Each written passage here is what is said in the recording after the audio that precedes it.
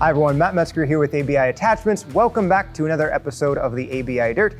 Thank you to all of you who left us some feedback or questions on the last episode on 5 things to consider when looking for an ATV or UTV drag. A lot of you had some great questions, and one thread that kind of worked its way through involved hardpan.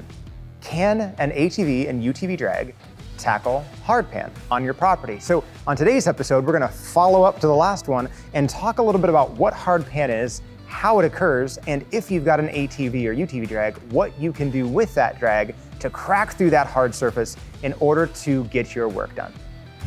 Okay, so first up, what is hardpan? Hardpan is just a dense layer of soil. Now, a dense layer of soil can happen either naturally or man-made. In natural circumstances, normally it's below your topsoil level, and I know some of us have more topsoil than others, right? But it's just a very dense layer of soil that is caused by different soil sizes and particles kind of binding and fusing together. Now, when it happens naturally, sometimes it can become impervious to water because those soil particles are so tightly bound together.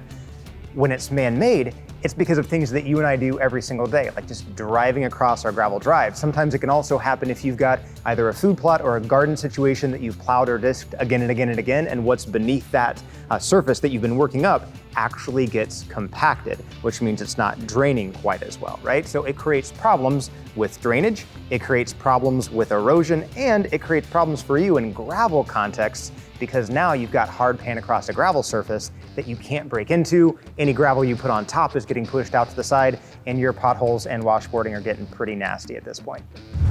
Now, if you've got hardpan in a soil context, let's say you're talking food plots and gardens at this point, or if you're trying to put in some new lawn somewhere and you're just dealing with some hardpan surfaces, there are some things that you can add to the soil to make your life a little bit easier, but you gotta be careful what you're gonna try to grow, right? So hardpan is caused when you've got either a high concentration of minerals like calcium and iron in the soil that are trying to bind fast to what you're working with, or it could be a high pH level. It could also just be a high clay content, because remember, clay, the smallest of the soil particles, really close together. There's not much space in between those soil particles, which means the water can't get through.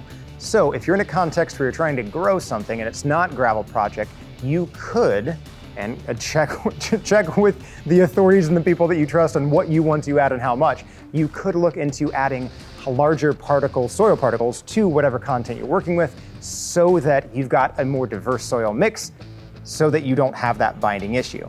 Now, in gravel context, if you've got things like high iron, higher calcium, or high clay, you're just in a really tight spot, because you don't want to add anything like sand to the mix, and you already have those large gravel particles on top. So you need to turn to your ATV, UTV drag, if that's what you're using, in order to break up the hardpan, and that's what we're getting to next. So if you remember the last time we got together, we were talking about the weight of a pull-behind drag. So again, if you've got a 3-point drag, that's fantastic. Put down pressure on that 3-point hitch, get the weight of that tool, and rip the daylights out of your gravel project. But if you're working with a pull-behind tool, ATV or UTV, then you don't have the pleasure of a 3-point hitch system that you can drop down and really push the weight in. You're relying on the weight of the tool, which is why weight matters so much on pull-behind tools. So you gotta make sure that it's heavy enough that you can actually get the work done that you wanna get done. Remember, not so heavy that you can't actually pull the darn thing, right? So we've already got a heavy drag we're working with, but now we're gonna take it one step farther from our conversation last time and talk about weight per contact point, pound per contact point. So, I mean, this is the physics lesson that every cool high school physics teacher go through, where they like lay on the nail board and you put another nail board on top of them, and it doesn't hurt them because everything is distributed, right?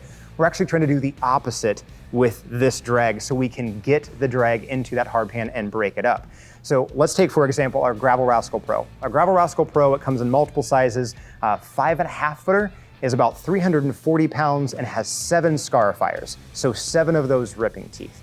So if we want to maximize the weight of the tool by getting the maximum amount of pounds per contact point, then what we can do is take 3 of those 7 scarifiers out. Now you've only got 4 contact points, and rather than having that 340 pounds split up on 7, which is about 48, 49 pounds per scarifier, now you've bumped it up to 85 pounds per ripping teeth, and that should help you get into that hardpan. Again, in this situation, you'd pull the tires off the ground, pull the rake off the ground. All you're trying to do is maximize the weight per contact point so you can get into that hard pan. So that's one trick you can use no matter what drag you've got to maximize the weight per contact point so you can try to dig through that hard surface.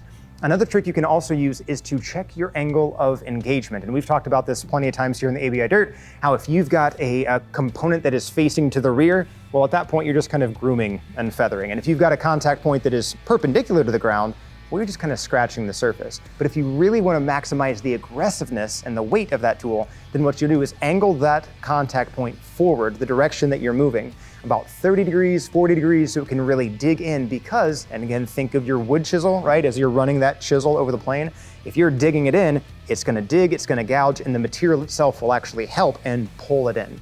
So maximize your pounds per contact point and get that angle of contact right so that you can help yourself out in using the weight of your pull behind drag to get through that hard pan. That's all I've got for today, everyone. I hope that was helpful. Like I said, just a really short operational tip on how to make the most out of that pull behind drag you've already got to crack through the hard pan. Yes, it will take time.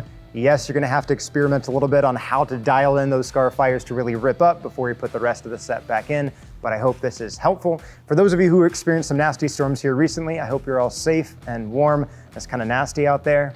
For the rest of you, no bragging about the warm weather, but I would love it if you would brag about the tips and tricks that you know for your pull behind drags. So if you've got a way that you use your ABI Rascal Pro, an ABI product or a non-ABI product, if you've got a trick that you use to get through the hard pan on your property, we'd love to know about it. Not just because we want to say hi, but also because we'd love for you to share your knowledge, your insight with everyone else. So leave a comment below, make sure to say hi, and I'll see you next time.